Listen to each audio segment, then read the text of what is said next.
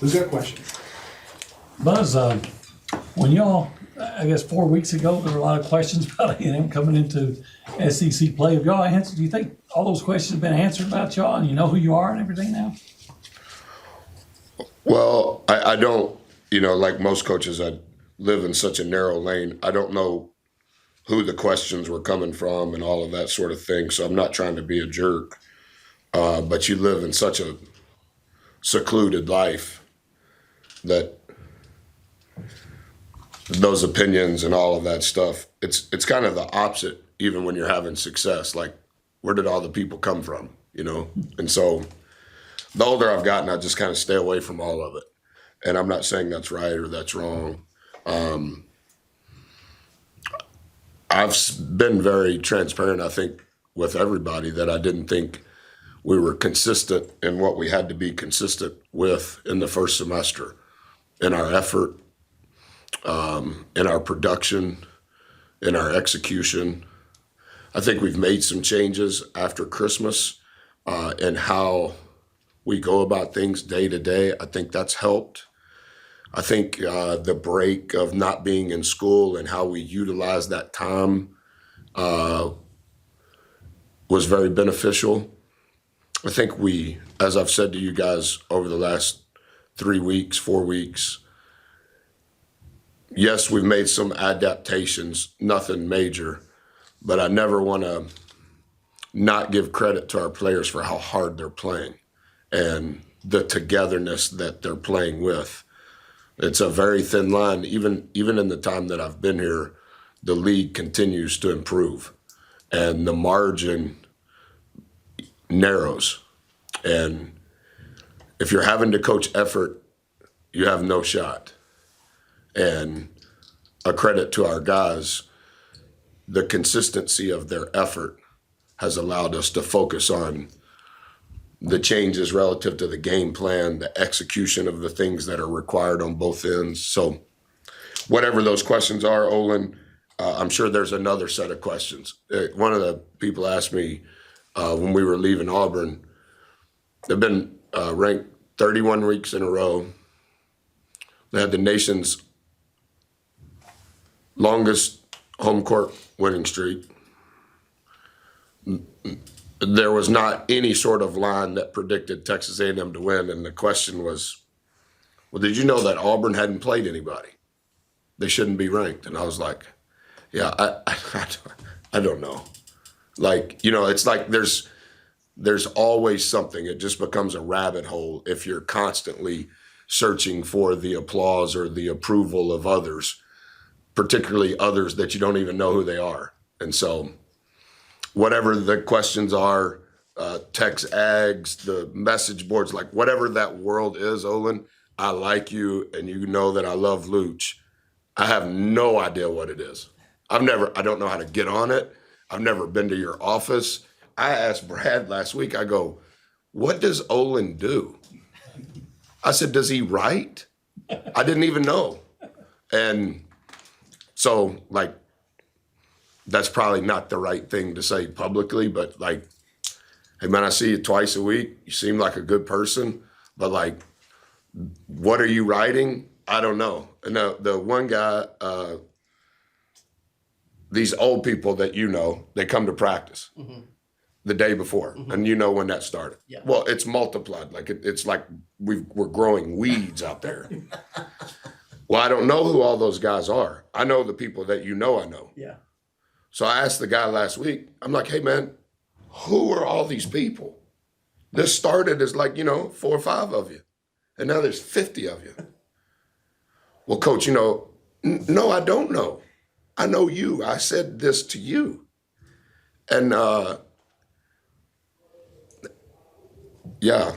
But y'all have established, especially after that game, and confirmed an identity for this team right now. You talked about the effort that they play with. Well, I think that we're playing hard. And I think that we're playing together.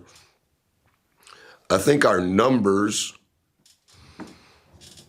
through 7 games are pretty good, no matter what side of the ball that you're talking about. I do think the thing that skews our numbers in a positive way is we've been so good on the glass. Offensive rebound percentage, defensive rebound percentage. And if you can be good at those things, it's almost Coach Haskins, that Tim Floyd, Coach Haskins, UTEP way back when. Like if you can control the glass, then there's so many residual positive things that become good because of that. So I do think that our identity and our effort and on the glass has been good thus far. It's that time of year for me to ask. Rest of the SEC is playing SEC Big 12 Challenge. Does that feel like a good thing that y'all are just keeping through conference play? Do you wish you were a part of it? What's kind of your thoughts? Well, when we got on the bus in Auburn, it's like an hour to the airport. And I asked TJ when he was going to put the Vanderbilt stuff on my computer. And I can't remember exactly. Somebody said something, J-Mo or Rock said something, and I said, what? And they were talking about Saturday.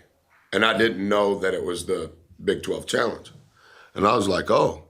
And Bubba went on the trip with me. And he said, Dad, we're not playing? I go, no, we finished in last place in the COVID season, so that precluded us from being a part of it for 2 years in a row. So we've only played in it one time, right? Mm-hmm.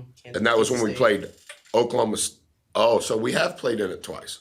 Yeah, because we won at Kansas State by 2. Kansas State here was in 2020, wasn't it? No, we played at Kansas State. We played Oklahoma State here. That's right. That's right.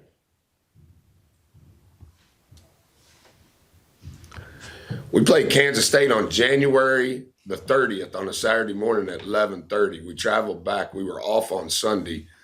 And on Monday, February the 1st, everybody's got to take a COVID test. And Monday afternoon is when we found out that Jackson Robinson got the first positive since we had all been here. And we never played again until March the 4th at Arkansas. And we played one type of zone if they made it and one type of zone if they missed it. Savion turned the ball over, sideline out of bounds, and we had a chance to win the game. Turns the ball over, they get a dunk, come back down the floor, call timeout, run a different sideline out of bounds, and get Q open in the corner, and Q misses his naked three in the corner. And then come back and lose to Mississippi State on that Saturday. And then lose versus Vanderbilt in the SEC tournament.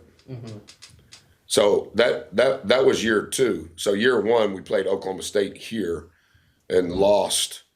We lost by 13. Can you look that up? 11 or 13? Yeah, I'm pulling it up. Let's see. But y'all played Kansas State here in the COVID year. No, away. You're right. Kansas State away, and then Oklahoma State here. You're right, and it was 73-62. Yeah. So you can add, Brad, can you put that in the game notes that my Big 12 SEC challenge record is 1-1? We'll do that. Because it's going away, right? Right. Well, I didn't know that either. So J-Mo goes, we're not ever going to play in it again. I go, oh, well, that's good. Yeah. But then they said, Luke said that they're starting with the ACC. I bet TV wants us to play Virginia Tech. You should put that as a sidebar in the article that you write. The one thing that I will say about that, we've been a part of some level of challenge everywhere that I've coached, and I've really enjoyed it because of the net that you get from it and the exposure. The one thing that I did not like about it in both years that we played, it's the only time that I've ever done a challenge in conference play. That is a alternate vibe. And so I I would answer the question now. I like the challenges. I understand the new numbers that come from it and the exposure that comes from it. I've just never been, I did not like that it was in conference play. And then the other thing that's hard, I think, in our league is we're the only Power 5 league, I believe, that plays 18 games and doesn't have a bye, right? Like the women have a bye because they only play 16 games. So I think our women just had their bye yesterday. That 9 weeks in a row, 18 games, that's it is not for the faint of heart. Whether you're having success or not, because the accountability required to do it 9 consecutive weeks is hard, and to play out of conference in January/February, just because I'm such a linear thinker and worker, I didn't like it. Well, and even with the way that the SEC is now and the way that your schedule is built this season, you could argue you might not even need the net. Well, and then I know that's another topic of discussion is the mirror opponent algorithm. Mm-hmm. And I think for any Power 5 league, your mirror opponents can determine, in my opinion, and I've studied it since I was in the Big East, can determine one more team for your league. Is this league going to get 6 teams, or is this league going to get 7 teams? And I believe if you only study the mirror numbers, because that's 10 out of the 18 games that everybody plays. When you can get those matchups right relative to what you believe the net's going to be, I understand there's a lot of, particularly with the portal, it's hard to know. But this league is a 7-bid league just on that. And I think that's why that is so important. Like Arkansas, Auburn, Missouri, LSU, Florida. Wow. That's 10 of your 18, and 5 of them are on the road. So you, at worst, it's a quad 2. You know what I mean? Mm-hmm. So, yeah, our mirrors are very difficult this year. Very difficult. Just how important was it to not allow that one loss become 2? You know, I said good things post game to our guys at Kentucky. I said what I believed. They knew that what I said was right, and the countenance on their face received it immediately. And like I mentioned maybe to you guys on Tuesday,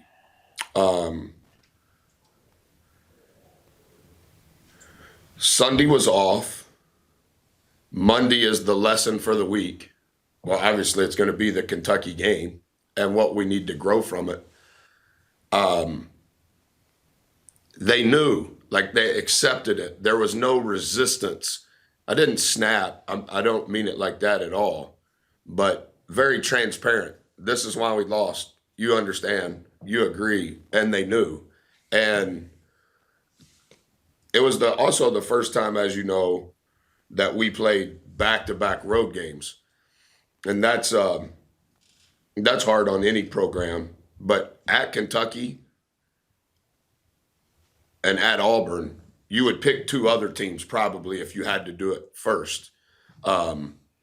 So we had the same test on Wednesday that we had on Saturday, and their acceptance of the lessons immediately following the game Saturday night, and our staff and teams work on Monday and Tuesday. I think it speaks to there was growth, there was maturity in how they handled that. Yeah, for sure.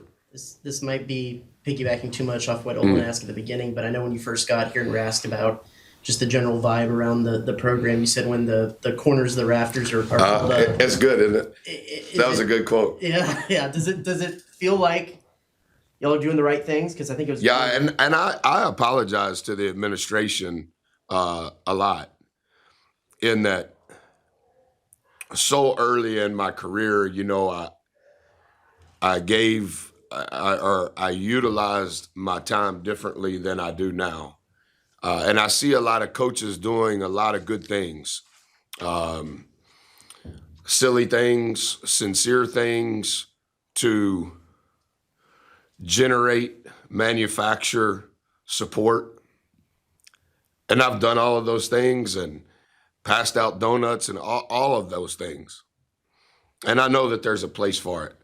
But I apologize because I really think the way you create sustainability in any business, not just in college basketball attendance, I think the way that you create any level of sustainability is when there's a groundswell of support. I think when you're doing things to create exposure, it may help you that game. I don't think it creates real support. I think our team, when they play with the effort that they're playing with, the togetherness and the exuberance that you can see in their body language, a lot of clapping, a lot of high fives, a lot of hugs, a lot of dives on the floor. The bench energy is infectious. I didn't graduate from Texas A&M, so I'm not saying I'm one. I'm not saying I'm an Aggie, but I think it represents the 12th man. And I think, like, are we the most talented team? No. Do we have the best coach? No.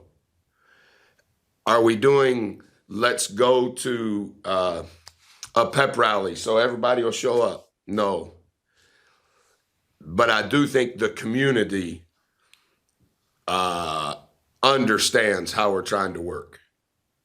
I think there is a level of unspoken, I respect that you're trying so hard. Because I think that blue collar, I work, this is how I do my work, this is the pride I take in my work, I care about others, this is a team, I'm a great teammate, I'm going to try to do my best. I think that resonates. And I think we're close, Travis, to the support at Reed is not based on who we play. And I think tomorrow we'll see if what I just said is right. And it's not, I'm not trying to like be sarcastic and it's a coy way to create. No, that's what I think. I think that there's a groundswell at the barbershop, at the post office, at the diner. Man, them guys trying, aren't they? You want to go over there? And to me, like where I grew up and how I was raised, that's how you garner support. You know, like, hey, you going to vote for this guy as the constable of Van Alstyne? Oh no, let me pay attention to him for a little while. Like, I don't want him talking to me. I don't want him sending the little brochure in the mail. I don't want all that. Let me just pay attention to him. And I think that there's a little bit of that going on with our team. And in truth, first semester, they're playing some guarantee game. They're not trying real hard. But I think we're closer to the point now where it resonates. And to me, that's genuine. Like I tell our guys all the time, if you don't touch the line, and I see you not touch the line, and I don't make you do it again, that's not your fault. That's my fault. Because I didn't hold you accountable. We're going to start 10 toes behind the line, and we're going to finish 10 toes through the line.